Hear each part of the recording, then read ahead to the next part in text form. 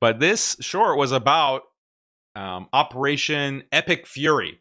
I pointed out this hadith that's documented in Sahih Muslim, where it's about Ibn Umar radiallahu anhu, and the son of Umar radiallahu anhu, who has a very interesting encounter.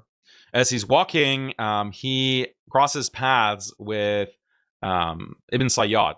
Ibn Sayyad was a Jewish boy, basically, or a Jewish youth at that time, that the Sahaba and even the Prophet ﷺ suspected of being Masih al-Dajjal, the Antichrist. They suspected that this person was actually the Antichrist and is just hiding it. And is Ibn Sayyad, and this is recorded. And there are many hadith about him. Like, you can just Google that, or go to a hadith database, and there will be a lot of narrations about the interactions with the Sahaba and this person. But there's one particularly weird circumstance where Ibn Umar crosses paths with Ibn Sayyad and says some words to Ibn Sayyad, and Ibn Sayyad gets so angry that he somehow inflates, like he kind of expands. And the hadith commentary say that this was something supernatural. Like, he physically got bigger to such an extent that he's like blocking the path. And Ibn Umar is telling this to his sister, Hafsa, who was one of the wives of the Prophet ﷺ. And Hafsa is rebuking him and saying that, well, why did you do this? Like, why did you make him mad? Why did you make Ibn Sayyad mad? Don't you know that the Antichrist, that the DAJJAL is going to be released because of rage, because of anger?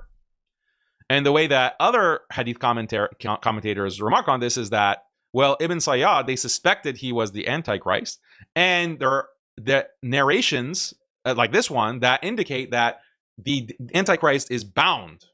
He is bound. He is basically imprisoned.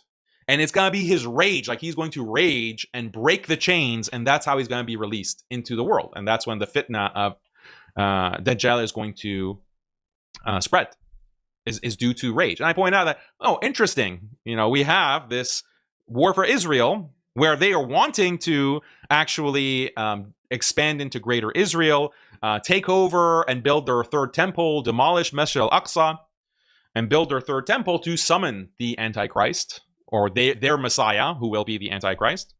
And it's called Operation Epic Fury, anger, rage. Is that a coincidence? Allahu Alam. Allahu Alam. But let me give you another coincidence, another mind-blowing coincidence. And if you weren't scared before, like, this should really freak you out. This should really freak you out. So there's a famous hadith about the Dajjal. Okay, maybe I should just like pull it up. So this is in Sahih Muslim, but there are many riwayat of this. So there was Tamim al-Dari, a Christian, who came and accepted Islam. And he told me, this is the Prophet ﷺ speaking, he said something which agrees with what I was telling you about the Dajjal. He narrated to me that he had sailed in a ship along with 30 men from these tribes and had been tossed by waves in the ocean for a month. Then these waves took them near the land within the ocean, an island. At the time of sunset, they sat in a small side boat and entered that island. There was a beast with long, thick hair, and because of these, they could not distinguish his face from his back. They said, "Woe to you, who can you be?" And he said, "I'm Jassasa." They said, "What is al-Jassasa?" And it said, "O people, go to this person in the monastery, as he is very much eager to know about you." Go to the monastery, is what this beast is saying. He said, "When it named a person for us, we were afraid of it, lest it should be a devil." Then he hurriedly went on till he came to that monastery and found a well-built person there. Well-built actually means it's like is referring to size. Like, this is a big body, like a huge size being.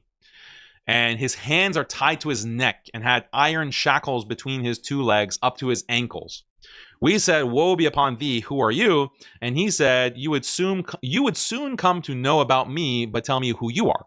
We said, "We are people from Arabia, and we embarked upon a boat, but the sea waves had been driving us for 1 month, and they brought us near this island. We got into the side boats and entered this island, and here a beast met us with profusely thick hair, and because of thickness of his hair, we could not distinguish his face from his back. We said, 'Woe be to thee, who are you?' It said, 'I am al-Jassasa.' We said, 'What is al-Jassasa?' And it said, 'You go to this very person in the monastery, for he is eagerly waiting for you," etc. So he came in hot haste, fearing that you might be the devil. Then this chained person said, tell me about the date palm trees of Beisan. We said, about what aspect of theirs do you seek information? He said, I asked you whether these trees bear fruit or not. We said, yes. Thereupon he said, I think these would not bear fruits. He said, inform me about the lake of Tiberia. So Lake Tiberias. We said, which aspect of it do you want to know? He said, is there water in it? They said there's abundance of water in it. Thereupon he said, I think it would soon become dry. And Lake Tiberias is becoming dry, by the way, today, because it's being used as fresh water for irrigation. He again said, inform me about the spring of Zuhar. They said, which aspect of it you want to know? The chained person said, is there water in it, and does it irrigate the land? We said to him, yes, there's abundance of water in it, and the inhabitants of Medina irrigate land with the help of it. He said, inform me about the unlettered prophet. What has he done? We said, he has come out from Mecca and has settled in Yathrib, Medina. He said, do the Arabs fight against him? We said, yes. He said, how did he deal with them? We informed him that he had overcome those in his neighborhood and they had submitted themselves before him. Thereupon he said to us, has it actually happened? We said, yes. Thereupon he said, it is so. That is better for them that they should show obedience to him. I'm going to tell you about myself, and I am DAJJAL, and would soon be permitted to get out, and so I shall get out and travel in the land, and will not spare any town where I would not stay for 40 nights, except Mecca and Medina, as these two places are prohibited for me, and I would not make an attempt to enter any of these two. An angel with a sword in his hand would confront me and would bar my way, and there would be angels to guard every passage leading to it.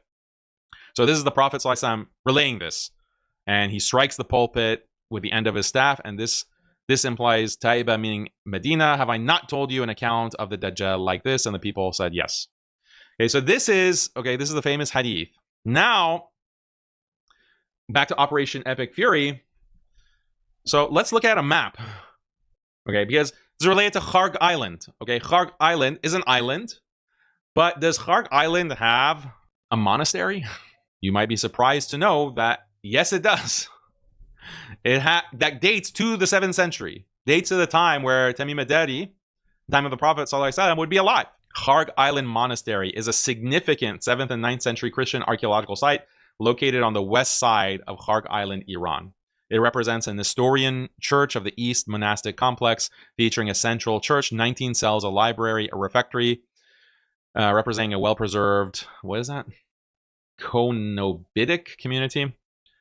So there you go. So Kharg Island, the main island that Operation Epstein Fury or Epic Fury is targeting, has a 7th century monastery. It did. Now it's in ruins.